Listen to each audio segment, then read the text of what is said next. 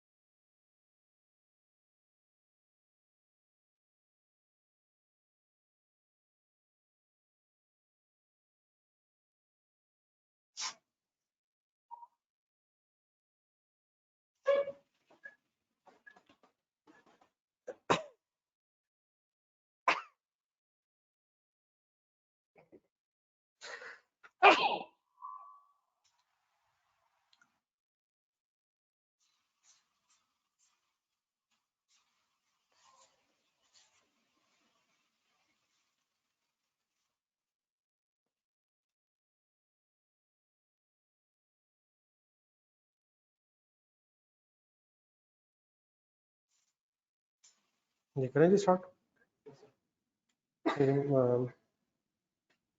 Page 302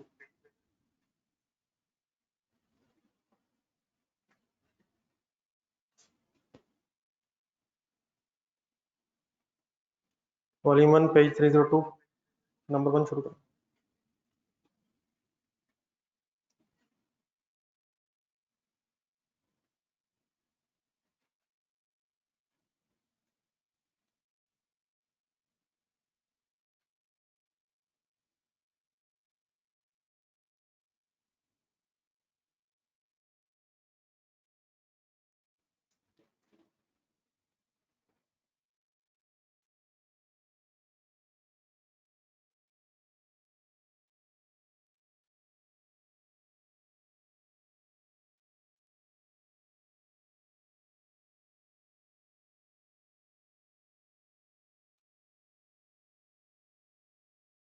जी honours option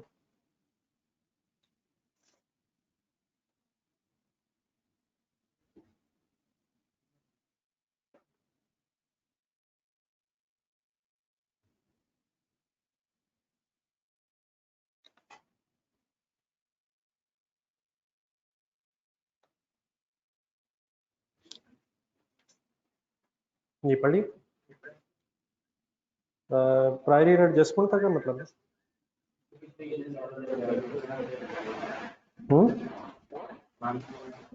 prior year adjustment का मतलब पिछले सालों में ठीक करना है। तो आपसे पूछा जा रहा है कि इन चीज़ों को पिछले साल ठीक नहीं करना। जी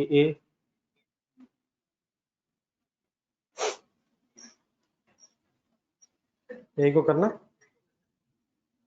जाना भी क्यों नहीं करना, एरर है। प्रायरी एरर नहीं है, पिछले साल में इन्वेंट्री में गलती नहीं हुई, प्रायरी एरर है, पिछले साल में ठीक करेंगे रेट्रोस्पेक्टिवली। नहीं नहीं, मैं वैसे पूछ रहा हूँ, तो पहला आंसर तो नहीं है। पहले को तो पिछले साल में एडजस्ट करेंगे, तो हमने ढूंढना है जिसे नहीं करेंगे। बी को पिछले सालों में एडजस्ट करेंगे,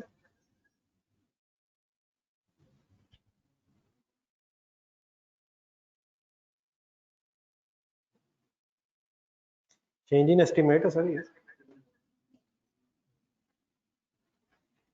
चेंज इन एस्टिमेट्स प्रोस्पेक्टिवली ठीक करते हैं रेट्रोस्पेक्टिव। प्रोस्पेक्टिवली का मतलब करंट ईयर फ्यूचर में प्रायर ईयर एडजस्टमेंट नहीं करते। सी,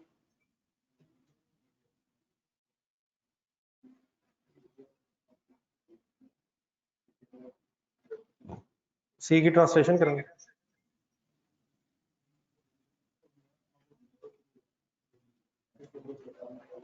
पॉलिसी चेंज हुई है लेकिन कैसे अप्लाई करना बताया नहीं है, तो अभी पेज 93 आपने देखा, अगर ना बताया पॉलिसी चेंज हुई हो तो रेट्रोस्पेक्टिवली चेंज करते हैं।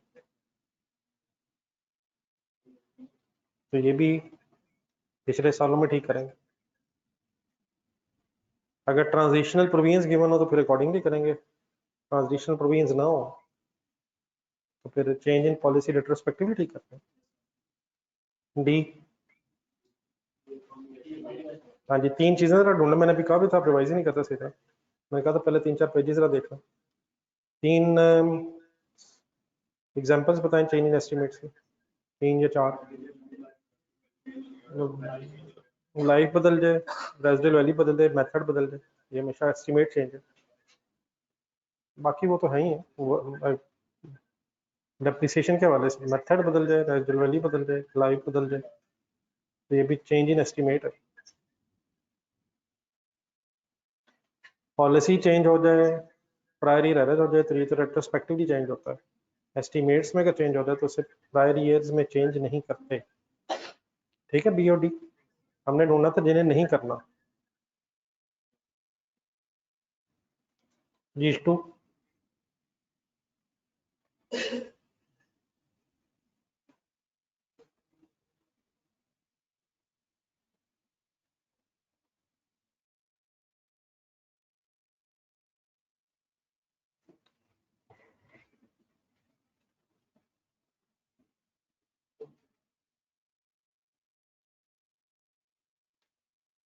जी ऑनलाइन स्टूडेंट्स प्लीज।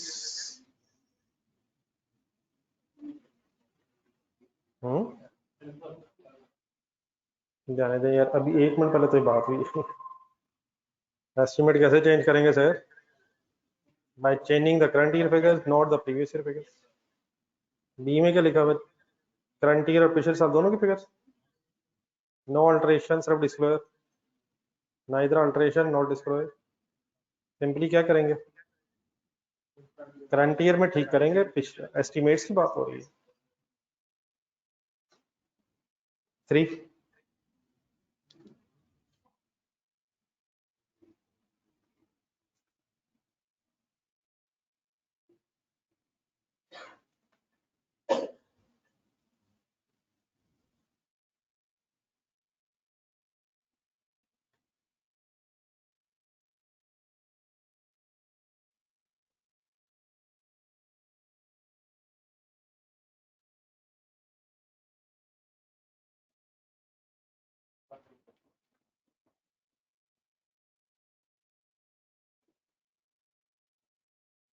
एक मिनट।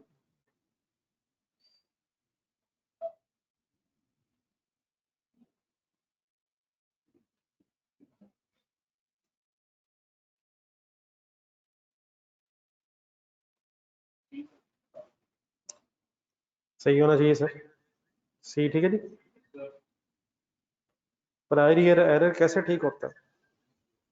कंपैरेटिव फिगर्स और साथ डिस्क्लोजर भी होता है। डिस्क्लोजर में क्या क्या होता है? Nature of error, and line items, effect on line items. Number 4.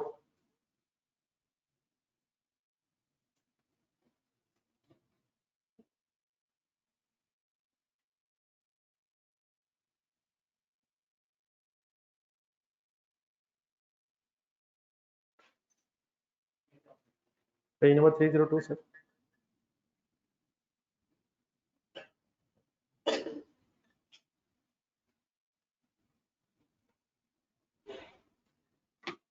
Ji sir, अभी बात हुई यार, ये पॉलिसी चेंज है। हाँ, सी डी, हमने क्या ढूंढना? 5 फॉर वेटेड एवरेज कभी किया सवाल? पिछले सालों में चेंज होता है 5।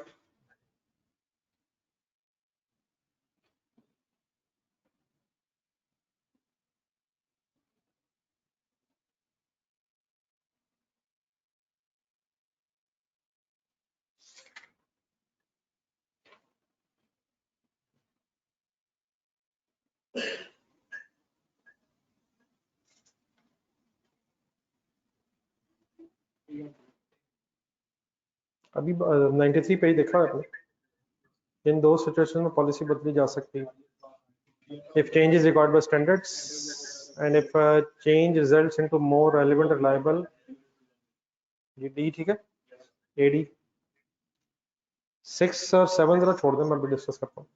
8 करें,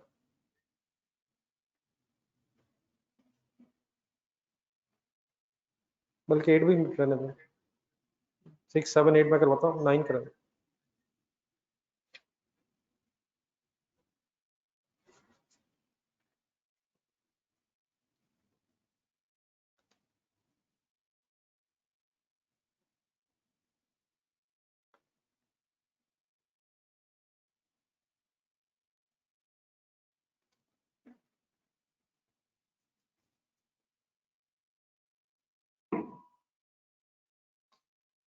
जी ऑन स्टूडेंट्स 9।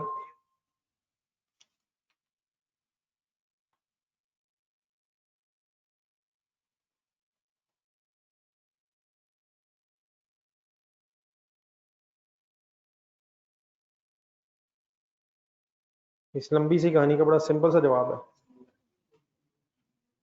Option C. क्यों नहीं?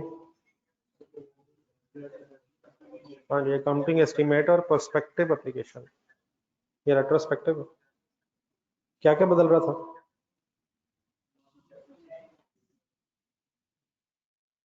लाइफ ही बदल रही थी।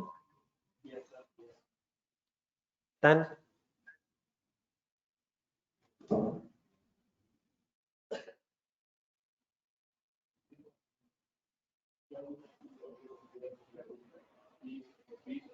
बी ठीक है sir.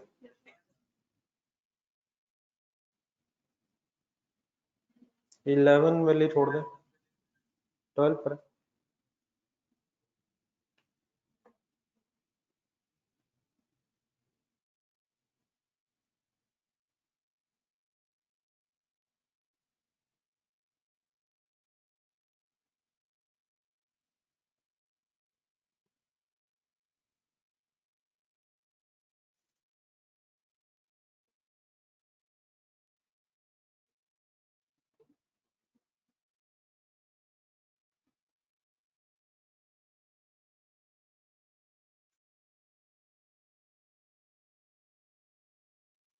Correcting the recognition, measurement and disclosure of amount in financial statement as if prior period error has never occurred.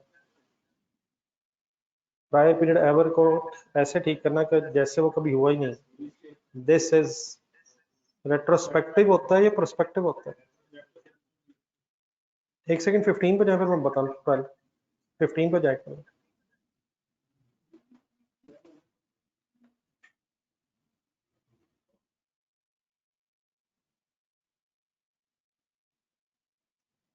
ये 12 और 15 जरा इकट्ठा सुने जरा।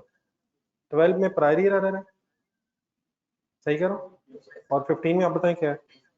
Change in policy. दोनों रेट्रोस्पेक्टिवली ठीक होते हैं, पॉलिसी चेंज हो जाए या प्रायर ईयर एरर हो जाए, दोनों रेट्रोस्पेक्टिव है, लेकिन अगर एरर ठीक करें तो 12 में याद रहा उसे कहते हैं रेट्रोस्पेक्टिव रीस्टेटमेंट, और अगर पॉलिसी रेट्रोस्पेक्टिवली ठीक करें तो उसे कहते हैं रेट्रोस्पेक्टिव एप्लीकेशन। दोनों रेट्रोस्पेक्टिव है वैसे, तो जब भी 12 पे आए जरा इसको लिंक करना 15 के साथ। दोनों में सिमिलरिटी क्या है? दोनों रेट्रोस्पेक्टिव है, प्रायर एरर हो या पॉलिसी चेंज हो, डिफरेंस जस्ट वर्ड्स का, रेट्रोस्पेक्टिव एप्लीकेशन बट बोला जाए तो पॉलिसी चेंज के लिए, और रेट्रोस्पेक्टिव रीस्टेटमेंट बोला जाए तो प्रायर पीरियड एरर के लिए। ठीक है, 13 का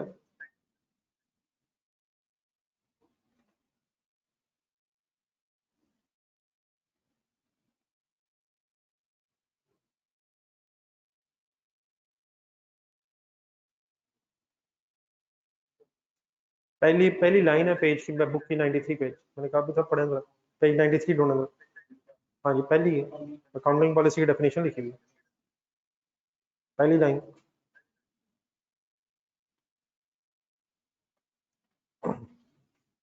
क्या डेफिनेशन लिखी हुई है अकाउंटिंग पॉलिसी की? Principles, rules and regulations adopted by management in preparing and presenting the financial statements। सही है, तो किस चीज की डेफिनेशन है? ऑप्शन बी बन जाएगी। 14 बेस्ट एफर्ट करें।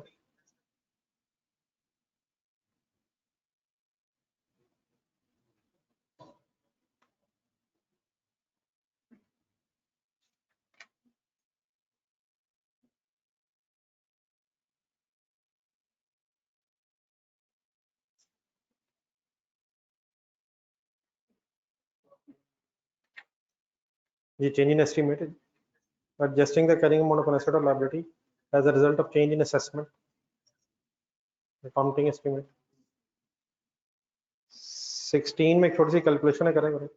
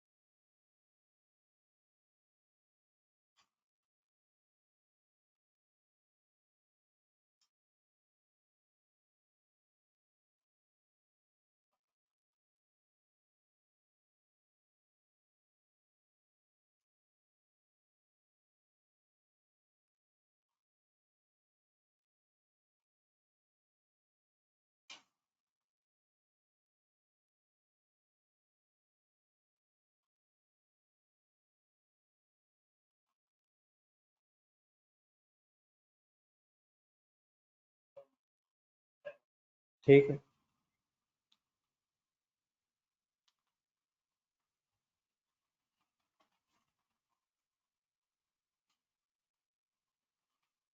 लाइफ के एस्टीमेट में जो हो रहा है तो पहले WDV निकालेंगे, and WDV is then depreciated over remaining useful life. कितने साल गुजरने के बाद ही हुआ है? तो पर एनम डेप्रिसिएशन 4 थी, एक्यूमुलेटेड डेप्रिसिएशन 2 सालों की 8 हो गई, तो 20 माइनस 8 डिवाइड बाय 6। ठीक है, ऑप्शन डेल्टा ओके। 17 भी इसी तरह का जरा ट्राई करें जी ऑन स्टूडेंट्स प्लीज। 16D।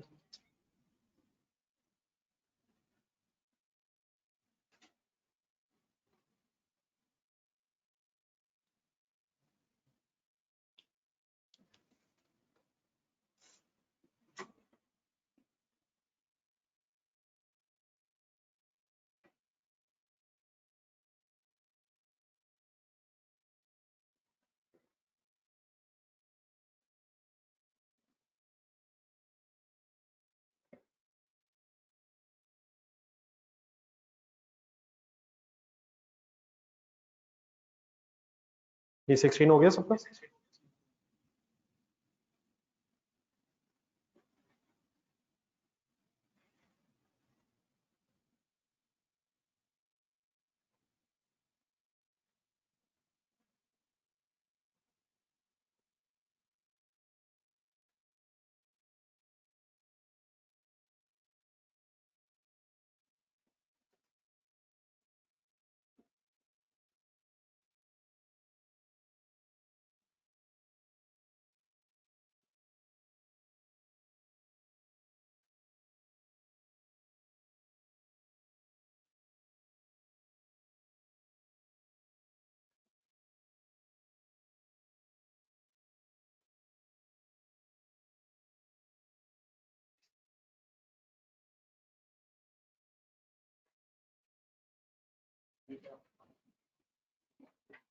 ये ठीक है जी। बी रेजिडुअल वैल्यू भी दी हुई है।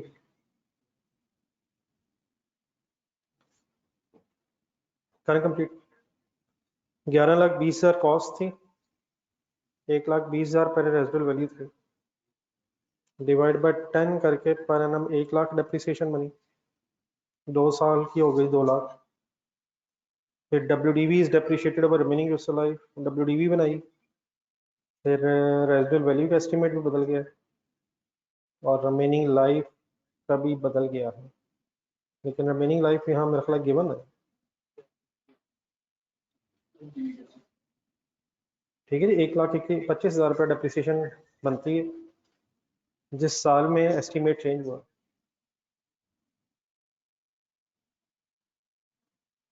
ठीक है,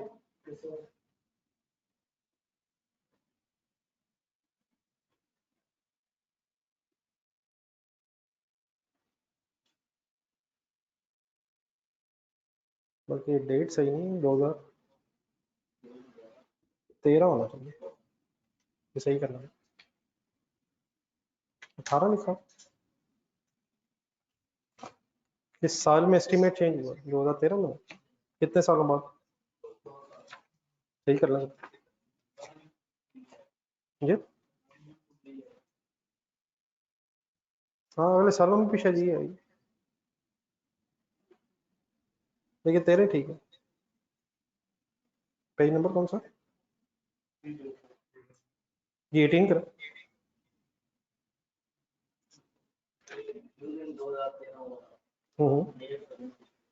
मतलब स्टार्ट ऑफ द ईयर होता है ना prospectively, current year and next year, तो रिवैल्यूएशन में होता है जो आप कह रहे हैं।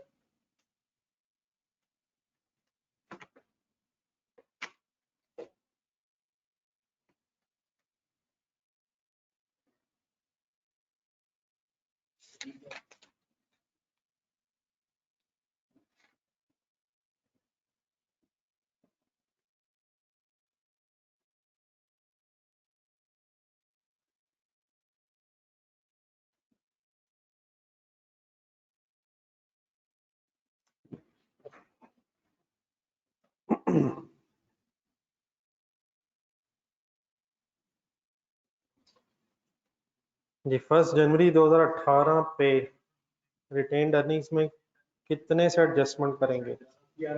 ये है क्या, वैसे हुआ क्या? एरर हुआ, रेट्रोस्पेक्टिवली ठीक करेंगे। तो पिछले सालों की फिगर कितनी है?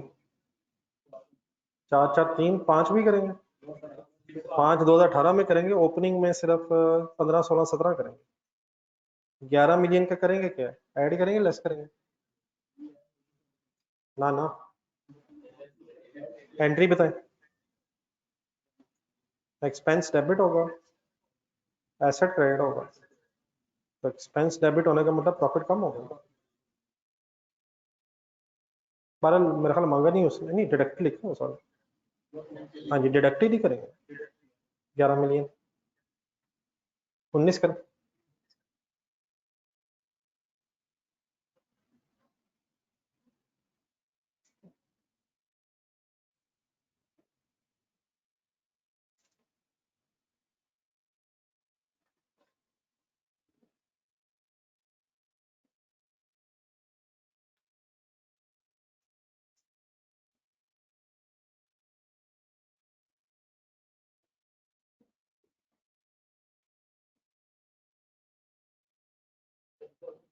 सिंपल था यार। तो 18 में सिर्फ किस साल की करेक्शन करेंगे? 18 वाली, ऑप्शन ए। 20 करें। 20 जैसा पहले भी आपने कभी किया हुआ, जरा याद से करें।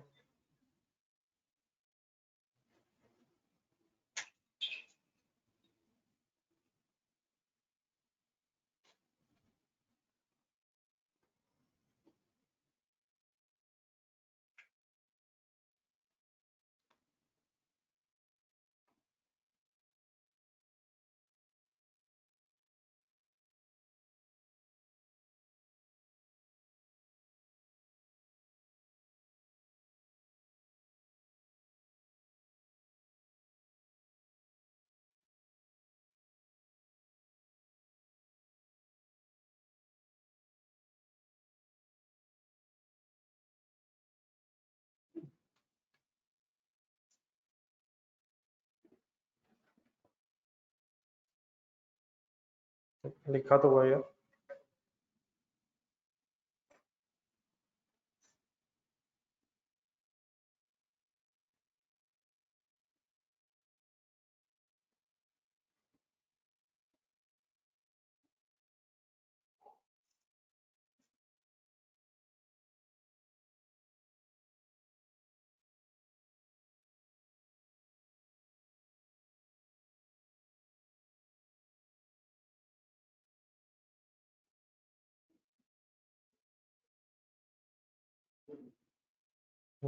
सोच रहे।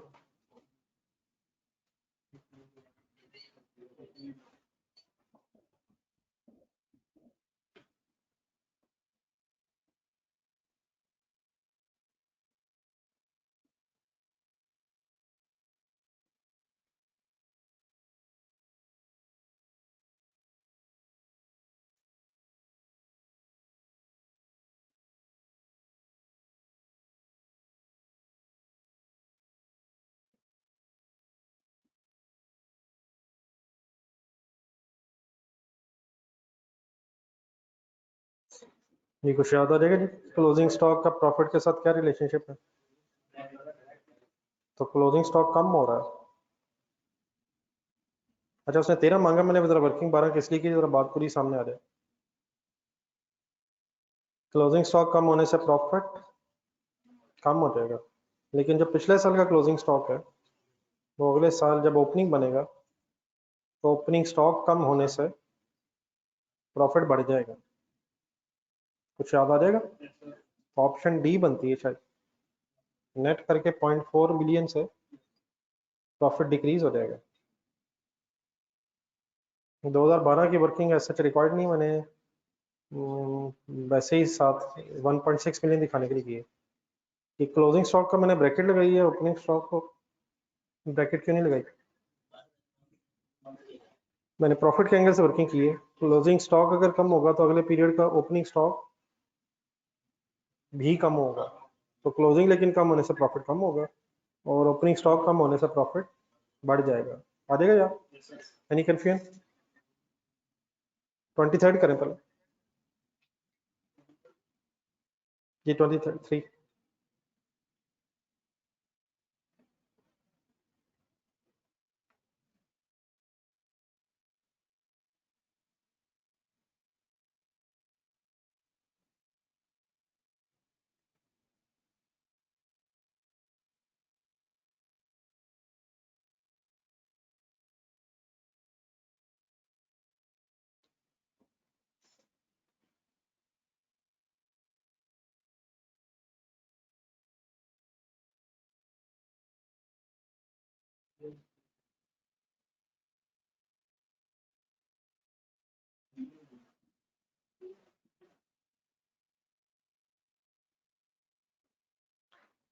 जी सर। ए में प्रायर ईयर में जाएंगे। ए क्या है? एस्टिमेट चेंज है। बी इन्वेस्टमेंट प्रॉपर्टी को अगर कॉस्ट मॉडल से फिर वैल्यू मॉडल पे लाएं तो इस तरह का सवाल कभी किया कोई? पकड़ ढूंढ रहा है वॉल्यूम 1 में। IAS 40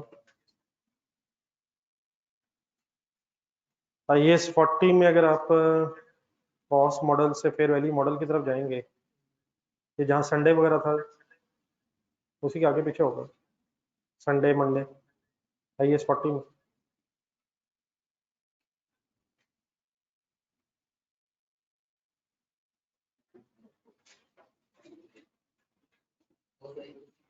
दो सौ इक्कीस का जा रहा है। IAS 40 में अगर आप कॉस्ट मॉडल से फेयर वैल्यू मॉडल की तरफ जाएंगे तो रेट्रोस्पेक्टिव एडजस्टमेंट होती है। अगला पेज देख लें, अगर देखना 4 सालों की वर्किंग हुई है, इसका पॉइंट नंबर 2 था शायद। IAS 40 में कॉस्ट मॉडल से फेयर वैल्यू मॉडल पे जा रहा था, वही था।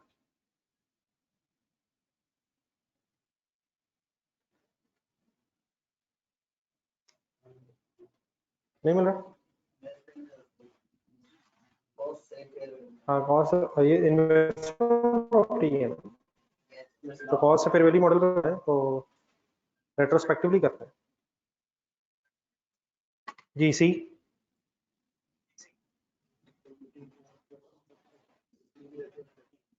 सी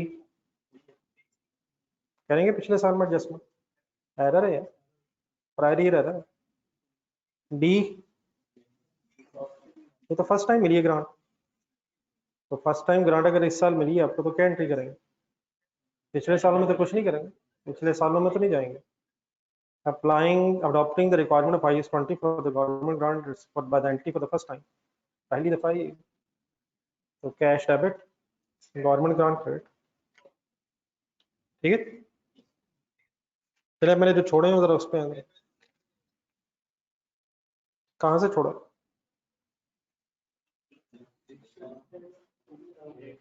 सिक्स से शुरू करें, पढ़े।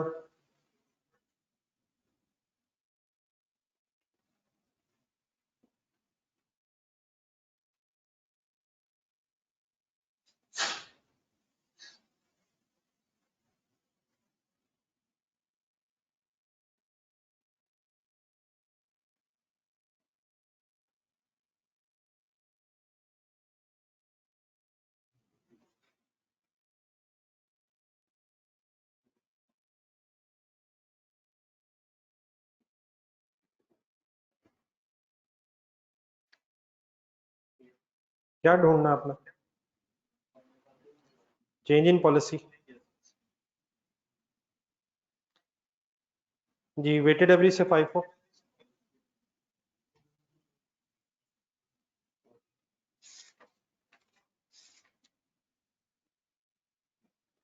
जी किस में कह रहे हैं जी? एक यूनिट, एक जी मिस्टर तला,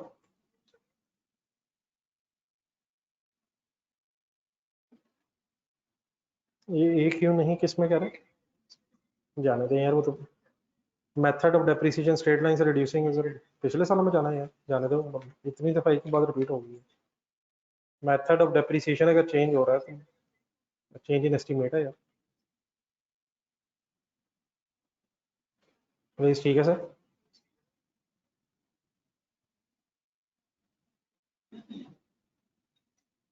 जी सर, पॉलिसी चेंज ढूंढना है, नंबर 6, वेटेड एवरेज से 5 पे जाए तो पॉलिसी चेंज है, स्ट्रेट लाइन से रिड्यूसिंग। सी, जरा मेरी बात गौर से सुनिए जरा, बल्कि सी आप बताएं है क्या वैसे?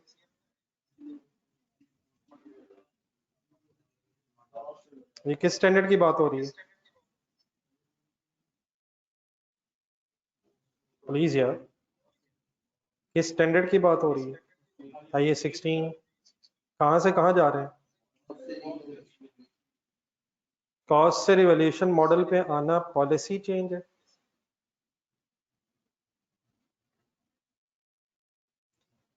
मेरी तरफ देख के बताएं, अगर आप कॉस्ट से रिवैल्यूएशन मॉडल पे आ रहे हैं IAS 16 में, तो ये प्रोस्पेक्टिवली ठीक होता है या रेट्रोस्पेक्टिवली? जिस डेट पे हम रिवैल्यूएशन कर रहे होते हैं उस डेट पे कैरिंग अमाउंट और फेयर वैल्यू को कंपेयर करके वर्किंग करते हैं, पिछले सालों में तो नहीं करते। पेज नंबर 23 में जाएगा, ओ सॉरी पॉइंट 23, पॉइंट 23 अभी तो थोड़ी देर पहले किए, MCQ नंबर 23। IAS 40 में अगर कॉस्ट से रिवोल्यूशन मॉडल पे जाए, कॉस्ट से फेयर वैल्यू मॉडल पे जाए, तो वो जो अकाउंटिंग पॉलिसी का चेंज है वो रेट्रोस्पेक्टिवली ही होता है, वो भी आपने फखर में देखा है। ये चीजें आपस में जरा लिंक है, इसलिए मैं ये सारे अब इकट्ठे करवा रहा हूँ। मेरी बात पूरी हो लेने, तो फिर अगर कुछ कंक्लूड करना होगा तो कर लेंगे। अगर आप IAS 40 में कॉस्ट से फेयर वैल्यू मॉडल पे जाएं तो वो पॉलिसी चेंज है, और वो पॉलिसी चेंज रेट्रोस्पेक्टिवली होता है। वापिस आए जरा। अगर आप IAS 16 में कॉस्ट मॉडल से रिवोल्यूशन मॉडल पे जाएं तो ये भी पॉलिसी चेंज ही है, लेकिन इस पॉलिसी चेंज पे IAS 8 एप्लीकेबल नहीं है। ये पॉलिसी चेंज प्रोस्पेक्टिवली होता है, ये IAS 8 के अंदर ये पॉलिसी चेंज नहीं है। वापस जाए 23 पे। IAS 40 में अगर आप कॉस्ट से फेयर वैल्यू मॉडल पे जाएं तो ये पॉलिसी चेंज IAS 8 के मुताबिक ही रेट्रोस्पेक्टिवली चेंज होता है। लेकिन IAS 16 पे, IAS 16 में अगर आप कॉस्ट मॉडल से फिर रिवोल्यूशन मॉडल पे आ रहे हैं तो ये वाला पॉलिसी चेंज IAS 8 के मुताबिक की बजाय IAS 16 के मुताबिक रिकॉर्ड होता है, और IAS 16 इसे प्रोस्पेक्टिवली करता है।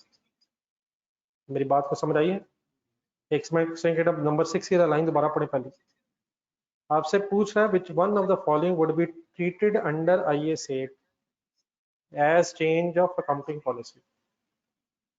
तो मैं ये वाला MCQ करते हुए नंबर 6 सी बताएं, टिक क्यों नहीं करूंगा? क्या ये पॉलिसी चेंज नहीं है? लेकिन ये IAS 8 के अंदर पॉलिसी चेंज है। इसका ट्रीटमेंट IAS 8 के अंदर नहीं, इसका ट्रीटमेंट IAS 16 के मुताबिक ही प्रोस्पेक्टिवली होता है। इस तरह के अगर एक दो दफा बार दोबारा रिपीट होने तो मुझे नेक्स्ट में फिर आपने करवाने हैं। सी के एंगल से दोबारा बता दें मैंने क्या बोला अभी तक। ये पॉलिसी चेंज है, लेकिन मैं इसे टिक क्यों नहीं लगा रहा?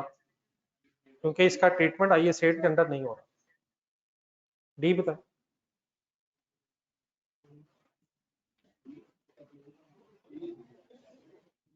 ये तो फर्स्ट टाइम है, इसमें कोई पॉलिसी चेंज वाली बहस नहीं है।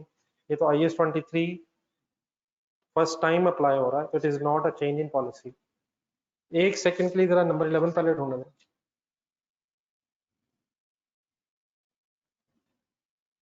नंबर 11 जरा काइंडली पहले 1 मिनट आप लगाएं, या एक सेकंड नंबर 11 से पहले वापस आए, मुझसे 7 जरा करवा लें। 7 के बाद फिर 11 कीजिएगा। सॉरी 7 पे 1 minute. Which of the following would be change in accounting policy in accordance with IAS 8? मैं 7 पे हूँ। once again आपने पॉलिसी चेंज ढूंढनी है अकॉर्डिंग टू IAS 8। जी फुल कंसिडरेशन बताएं। ए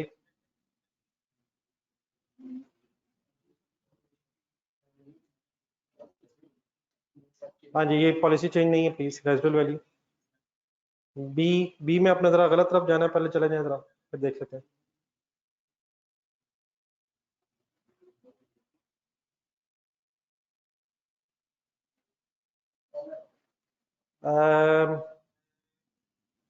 लेकिन ये डेप्रिसिएशन में चेंज नहीं आ रहा, डेप्रिसिएशन की प्रेजेंटेशन में चेंज आ रहा है।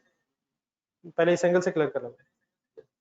ये डेप्रिसिएशन का कोई रेट, कोई लाइफ, कोई मेथड वगैरह नहीं बदल रहा। क्या बदल रहा है? पिछले साल तक क्या कर रहे थे और इस साल क्या कर रहे हैं? नहीं, एक्सपेंसेस में लिख रहे थे, लेकिन कहाँ की बजाय कहाँ? कंपनी ने अब डिसाइड किया कि कॉस्ट ऑफ सेल में लिखा करेंगे एडमिनिस्ट्रेशन एक्सपेंसेस की बजाय। डी से एक सेकंड, सी देखें, सी बताएं क्या? ये तो मेथड बदल रहा है ना, ये एस्टीमेट चेंज है। D,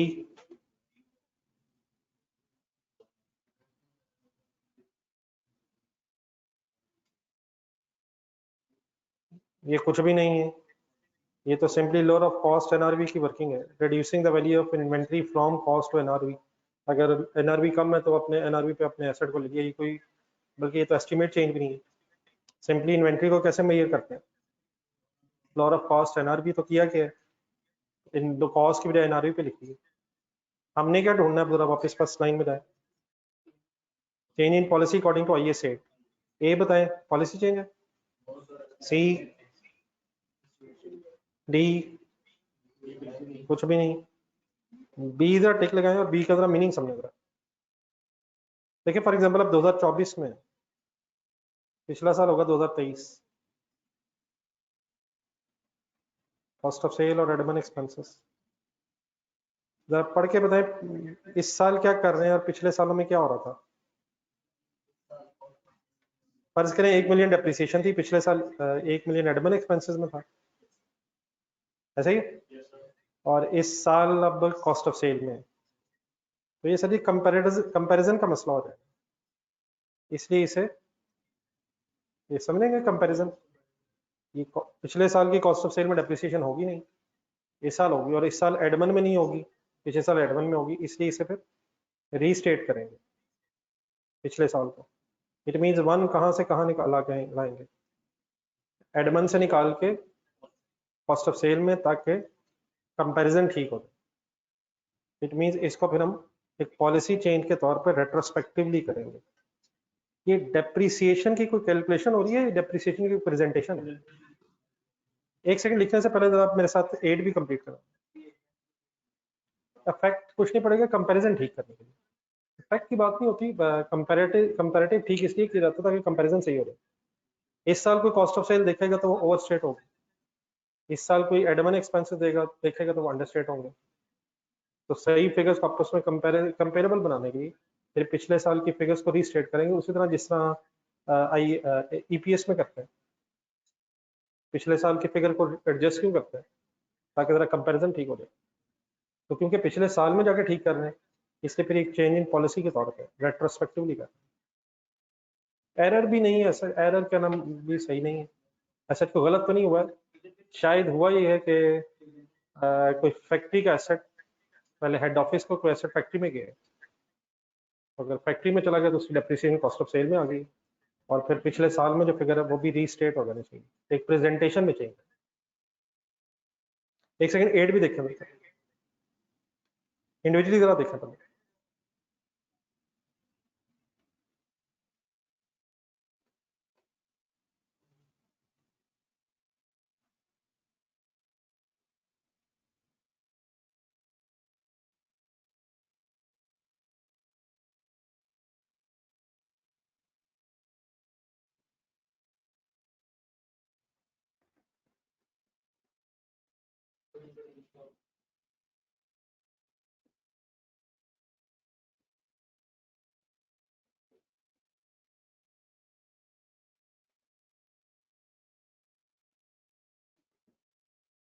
ji online students please participation.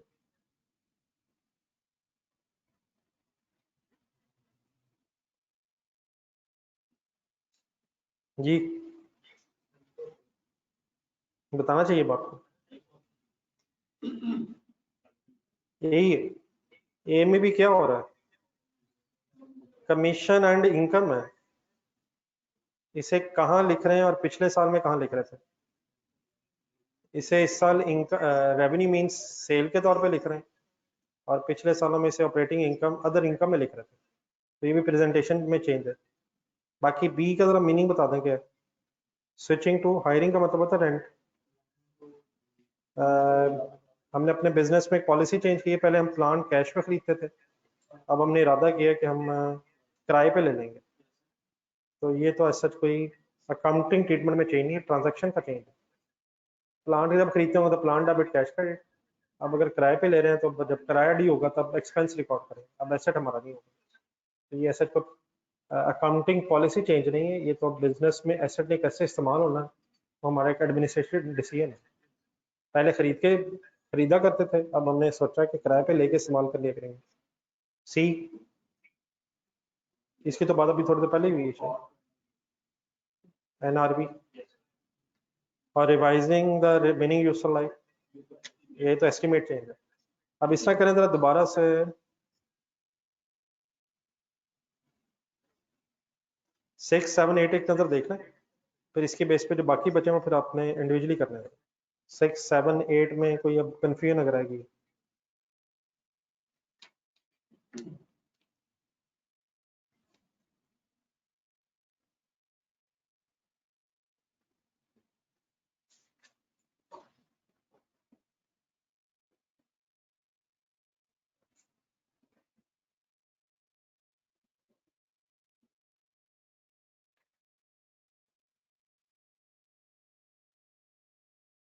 जी 8 का 8 कमीशन को पहले हम अदर इनकम में दिखा रहे थे, अब रेवेन्यू में दिखा रहे हैं।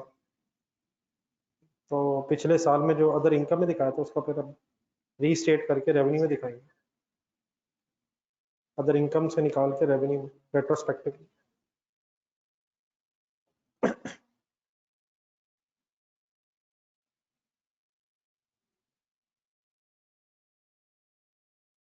ठीक है, तो ये देखिए, आप बताएं जी जरा फाइनल डिसीजन अपना लें जरा विद रिस्पेक्ट टू 11।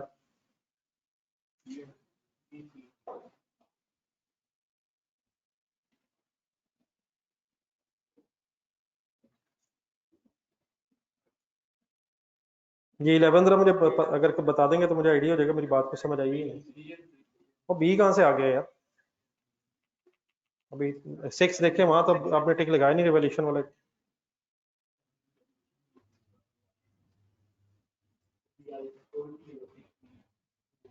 हाँ नहीं, 6 में रिवैल्यूएशन वाला टिक नहीं लगाया और आप 11 में लगा रहे हैं। नहीं, बिल्कुल गलत है, ये बात नहीं है, इसका मतलब गलती से ठीक हुआ।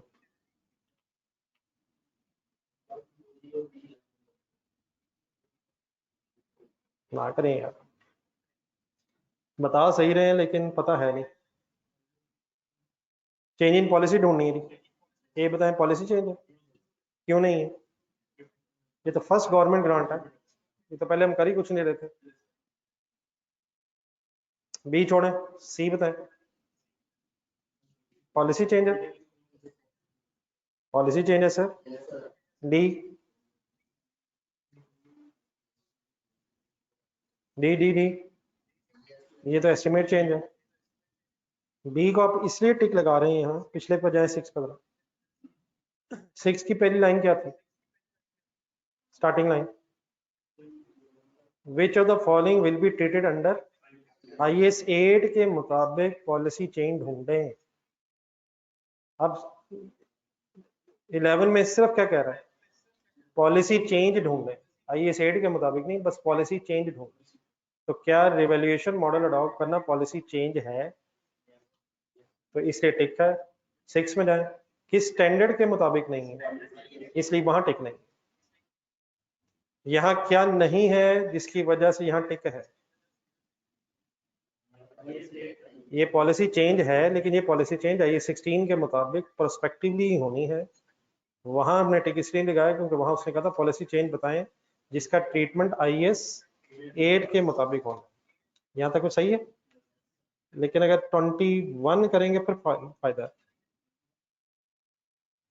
अब 21 जरा बताएं।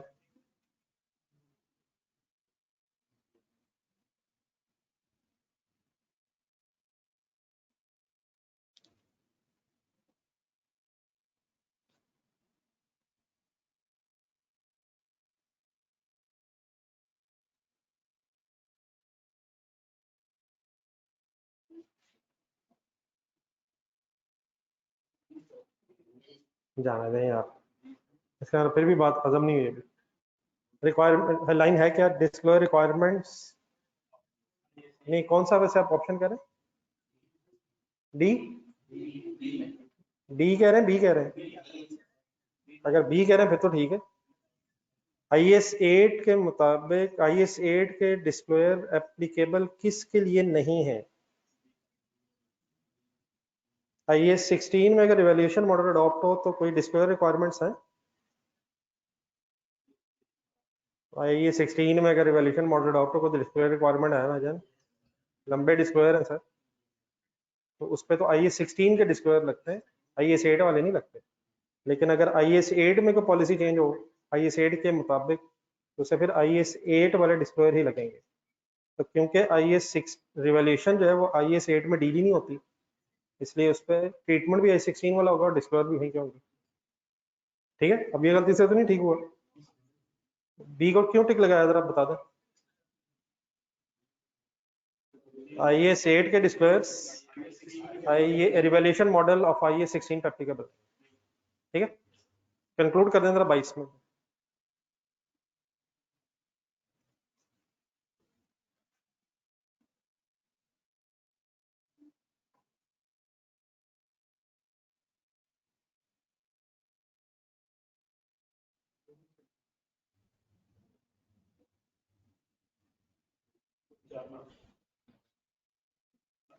जी फाइनल बता दें sir. Online students please.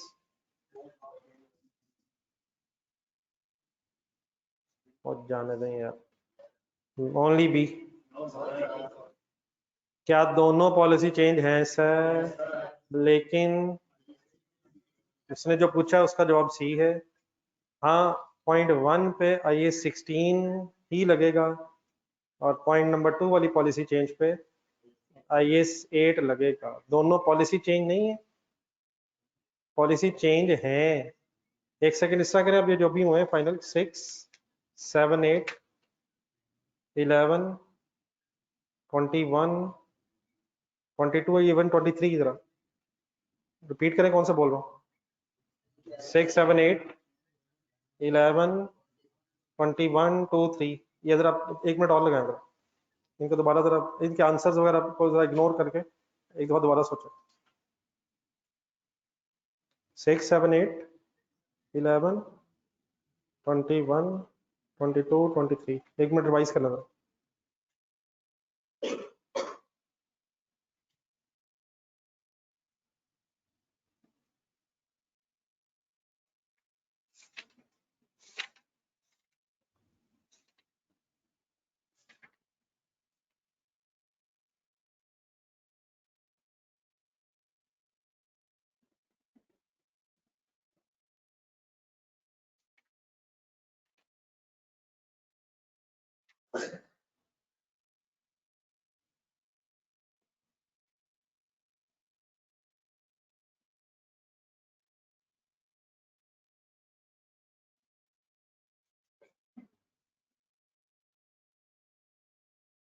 Ji last year में गलती हुई है,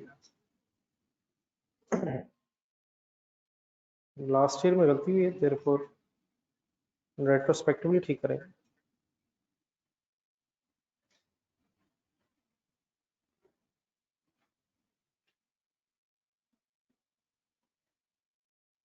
जी देखें जी, इसमें रिवाइज करने वाले कौन से होने चाहिए, जरा जल्दी से बता दो। नहीं ये तो बता दें, इसके अलावा भी मेरा ख्याल है गलती कर रहे थे आप। ये थ्योरेटिकल रखें दोबारा जरा सारे। 1, 2, 3, 4, 5, 6, 7, 8, 9, रहने दें चलो, 10 कर लें, 9, 10 भी, 11, 12, सारे ये तो बनते हैं। ये न्यूमेरिकल रहने दें, चाहे 2-3 जो है, लेकिन बाकी सारे रिवाइज हो जाने चाहिए। ठीक है जी, चेंजेस इनइक्विटी ढूंढना था पीछे तो बस। मैंने एक छोटा सा क्वेश्चन कल कहा था, बताइएगा पेज नंबर। पढ़ लिए उसे, देखना जरा पेट्रोल। उसमें यही पूछा जा रहा था कि एसेट लायबिलिटी रिकॉर्ड होना चाहिए नहीं, कॉन्सेप्चुअल फ्रेमवर्क के मुताबिक। पढ़ लिए ना, कोई इशू तो नहीं इसमें? चले ठीक है, पर पेज नंबर 296। जी चेंजेस इन इक्विटी कभी किए? चले पढ़े बिस्मिल्लाह।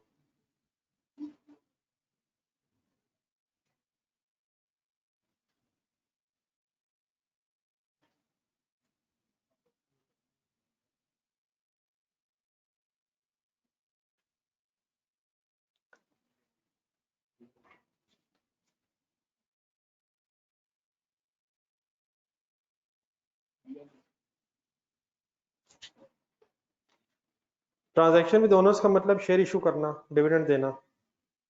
और non owner changes in equity का मतलब उनके अलावा का मतलब प्रॉफिट हो जाना, सरप्लस ट्रांसफर हो जाना। तो ये दोनों टिक लगाना भी आगे आ जाएंगे, वैसे बी और सी, बी और डी दोनों टिक लगाना, अभी फर्दर एक्सप्लेन हो जाएगा आगे। तो करें,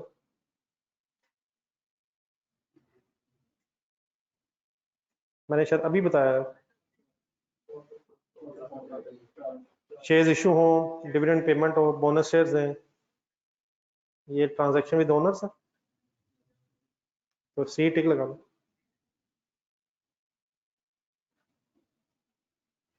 3 ठीक है भी। 30 सेकंड बाद बताइएगा क्वेश्चन नंबर 4।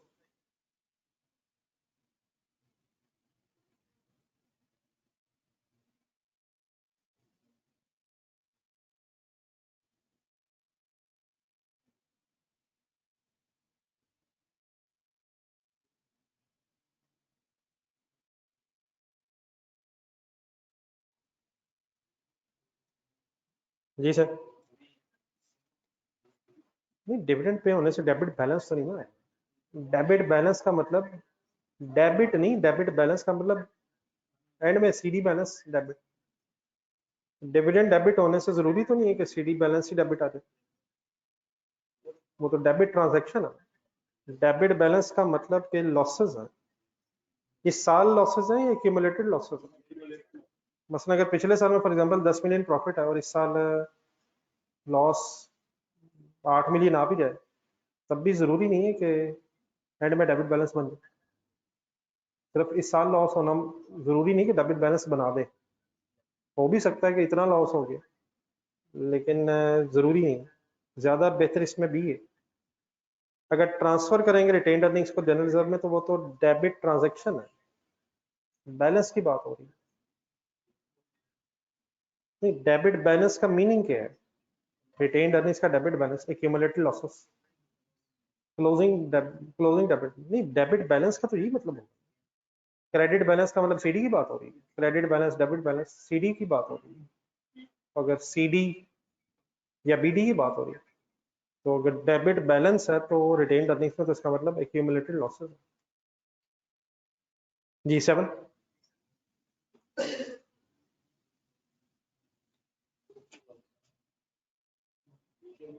जल्दबाजी में गलत कर देना ही आपने।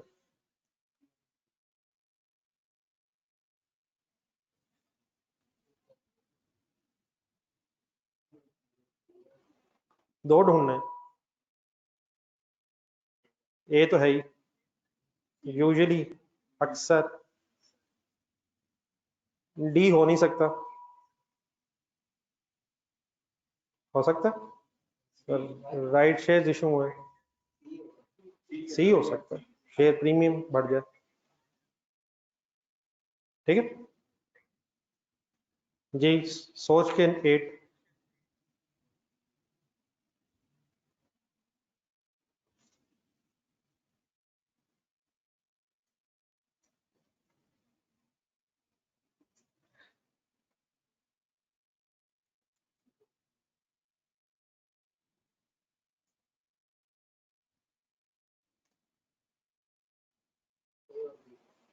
ए यार, नहीं बट डी नहीं ना, ये फंसा लिया उसने।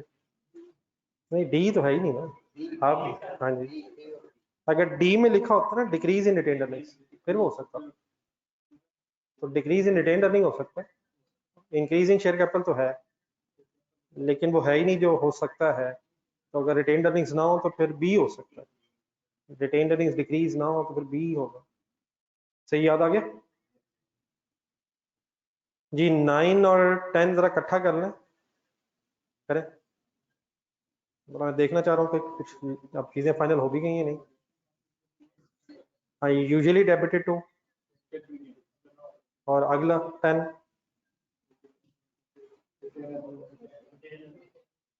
अगर बैलेंस ऑफ प्रीमियम ना हो तो फिर रिटेन्ड अर्निंग। एंट्री बताएं ट्रांजैक्शन कॉस्ट की। नहीं, transaction cost debit, cash credit. हाँ, ट्रांजैक्शन कॉस्ट कहाँ डेबिट, और अगर शेयर प्रीमियम ना हो तो फिर रिटेन्ड अर्निंग्स में, वरना कैश क्रेडिट। दोनों फैक्ट चेंजेस इन इक्विटी में नहीं आएंगे। या सिर्फ किस कॉलम में, या सिर्फ किस कॉलम में कैसे लिखेंगे? या सिर्फ शेयर प्रीमियम के कॉलम में नेगेटिव, या रिटेन्ड अर्निंग के कॉलम में नेगेटिव। कैश क्रेडिट होना जी। 11, इंक्रीमेंटल डेप्रिसिएशन का वर्ड किस तरफ लेके जाता है? जी ढूंढना।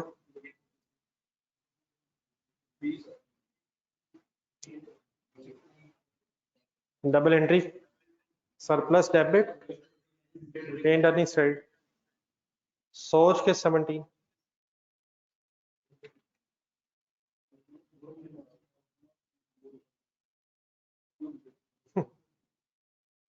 ठीक है जी, गुडविल। गुडविल तो एसेट ही है, इनटेंजिबल एसेट है, लेकिन इसकी कोई डिटेल अभी आपके सिलेबस में नहीं है। वैसे एसेट है, शायद एक आध वर्ड दफा पहले भी कहीं आया हो। पर गुडविल एसेट है, इसका तो चेंजेस इन इक्विटी से ताल्लुक नहीं है। ये 18 सोच के।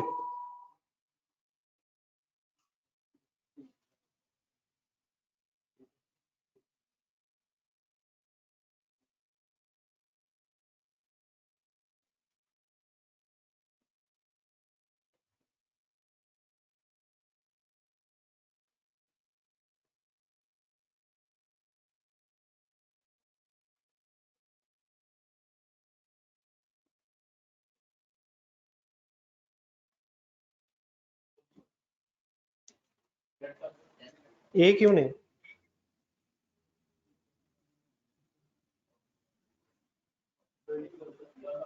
हाँ जी, ऑपरेटिंग प्रॉफिट कम तो नहीं ना होगा। ऑपरेटिंग प्रॉफिट किसे कहते हैं?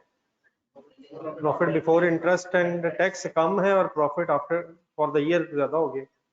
इसके अंदर तो दो चीजें और लेस होनी होती है। बी क्यों नहीं? हाँ, ये लेस ही होगा, इसमें तो एक्सपेंसेस लेस होना है। सी क्यों नहीं?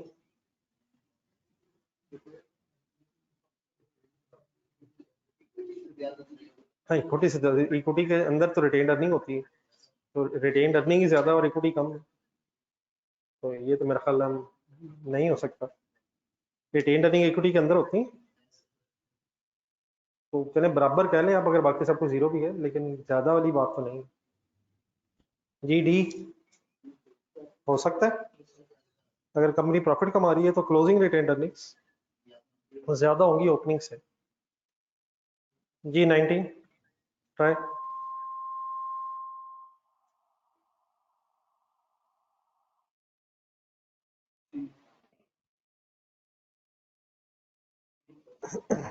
जी ठीक है। Not a component of changes in equity, the amount of cash that the company has on hand, ये क्या चीज है? ये तो एसेट है ना, तो चेंजेस इन इक्विटी में एसेट तो नहीं होगा। ठीक है, ठीक है sir. Which of the following statement is not true about preferred stock means preference shares?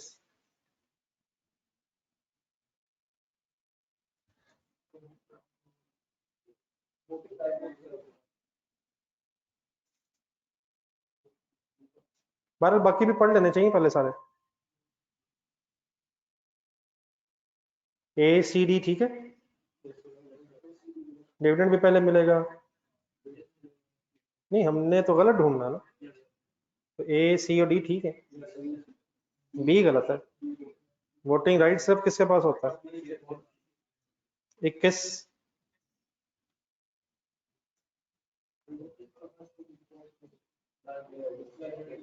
ठीक है जी, लाइबिलिटी 22।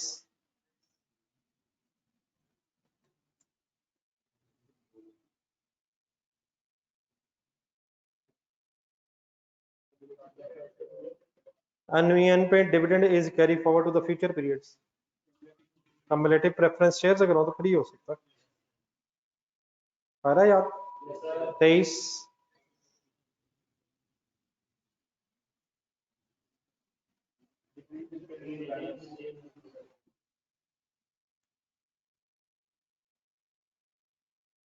ठीक है, 24।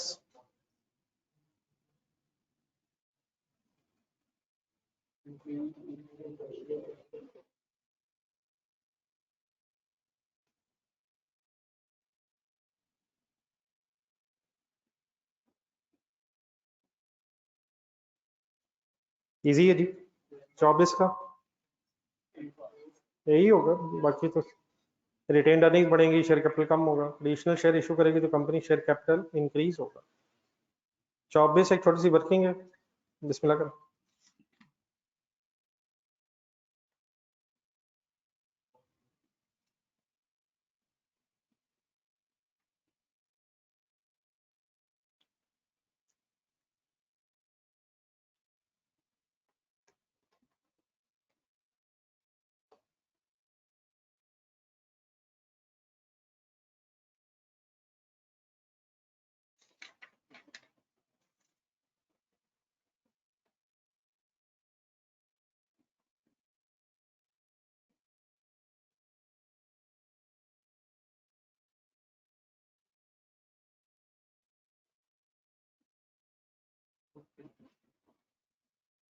आपके दोस्त हजरत का नाम क्या है?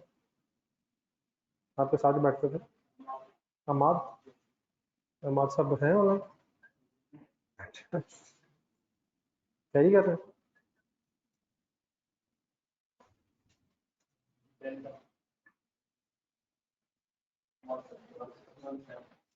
लेजर बनाया जा सकता है या वैसे सोचा?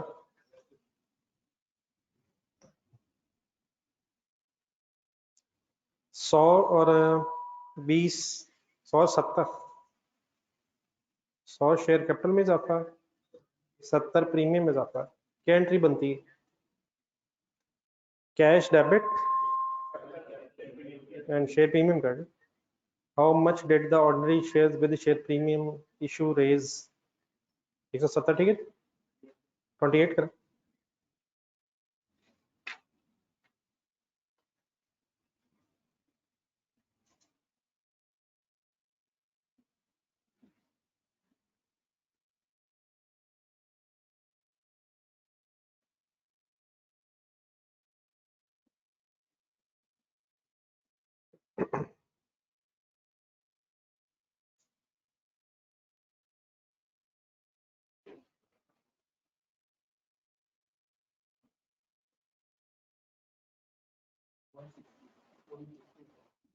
पचास पैसा निकाल लेंगे जी, 50 पैसा। अब तो खैर पैसों की दुनिया खत्म होगी।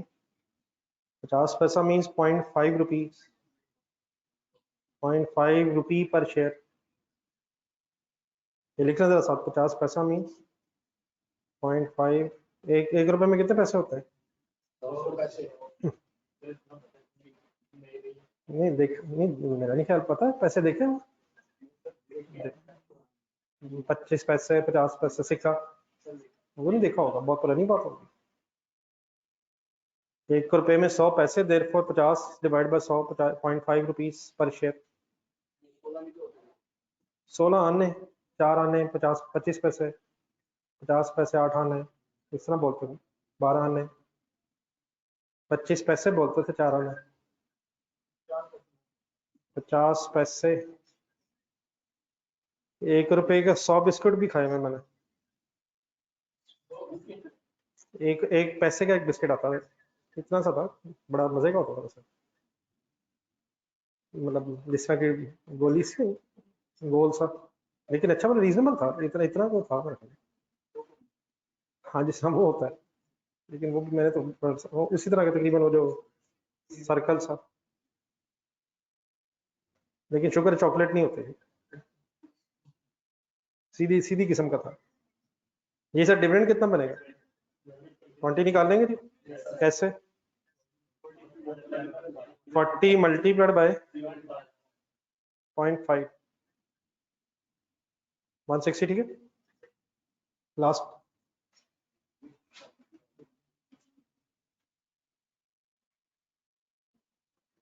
यही तरह जजाकल्ला जी, सॉरी 30th। जरा सोच के।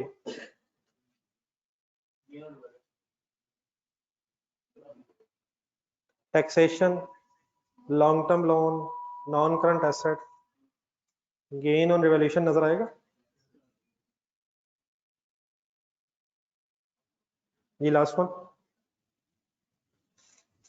एहतियात से जरा, ये ओहो वाला है।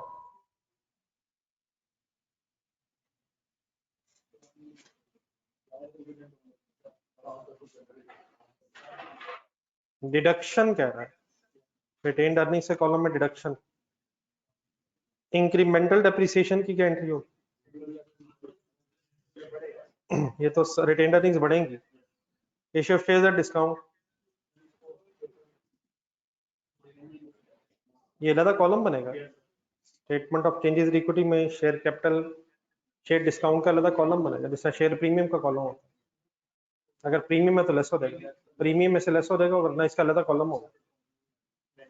कैश डिविडेंड, डिविडेंड डेबिट हो जाएगा, डिविडेंड डेबिट हो जाएगा, रिजर्व क्रेडिट हो जाएगा। ठीक है सीडी। ये कल क्या एजेंडा?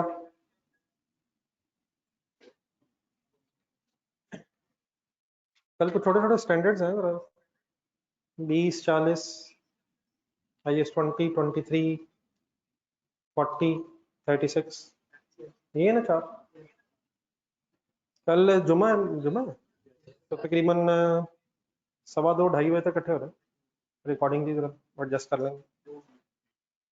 बाकी इस ये जो MCQ सब है, ये जो बुक के एंड में है वॉल्यूम 2 में, ये कौन से हो गए हैं? बाकी इंडिविजुअली फिर कुछ कर लें अगर आज का दिन लगा के।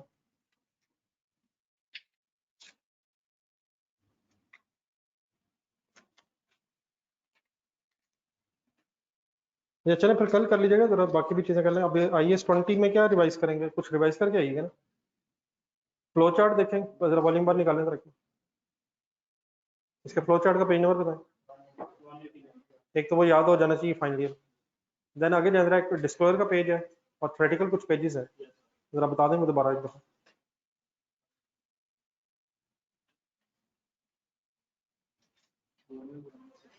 यहाँ से थोड़ा सा पेज एक पीछे से, ये वाला 198 से आगे 206 तक। अब ये भी फाइनल कर लें जरा। IAS 40 में जाए जरा। IAS 40 के पहले 3 सफे जरा बताएं, पहले 3 ही है जरा देखें।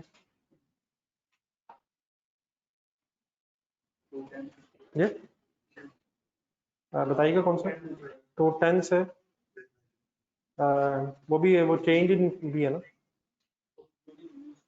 चेंज इन यूज किस पेज तक है? तो 13 तक है। और फिर एक आगे जाए डिस्क्लोजर वाला पेज भी है क्या? बल्कि डिस्क्लोजर से पीछे भी शायद है छोटा सा, या पीछे आगे, डिस्क्लोजर से पीछे या आगे एक पेज भी है? नहीं, इससे पीछे आगे देखा।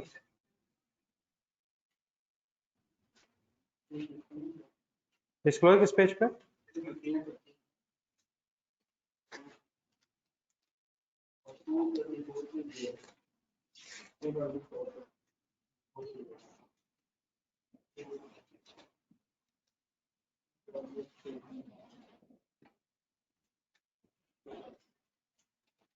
एक मिनट।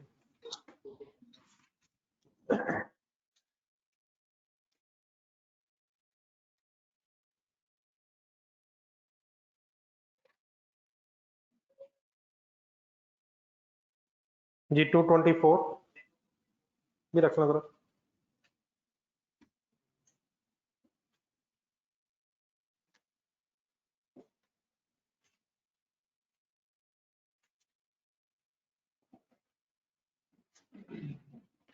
IAS और कौन सा 23 में बताएं जरा, कौन सा पेजेस पढ़ लेने चाहिए जरा, शुरू के 4-5 सर। किस पेज से शुरू हो रहा है?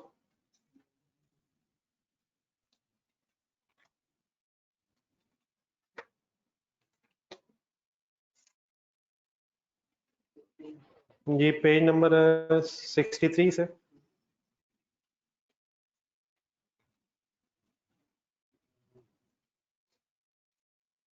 67। इसमें एग्जांपल्स वगैरह नहीं कह रहा, बस वो जो थ्योरी लिखी हुई है और छोटी सी एग्जांपल और भी है थोड़ी सी।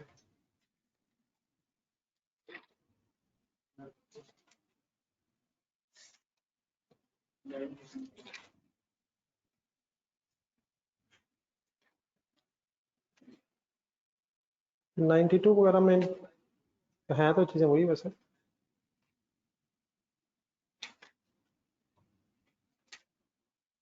नाइन्टी देखिएगा उसकी एग्जांपल, 90, 92।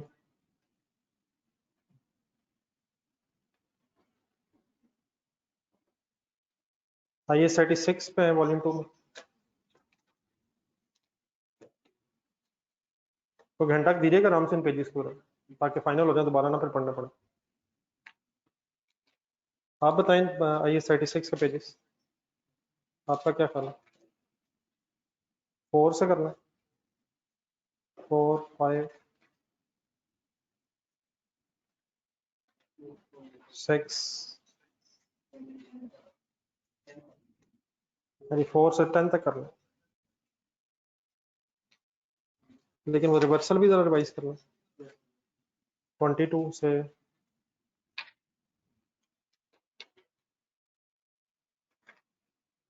28,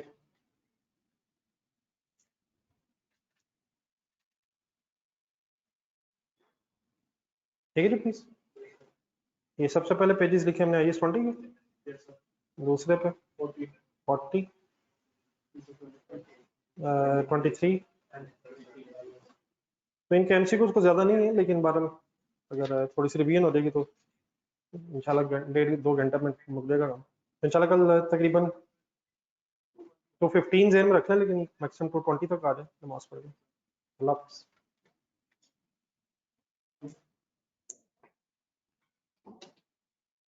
जी इंशाल्लाह ताला, अल्लाह ताला आसानी करे।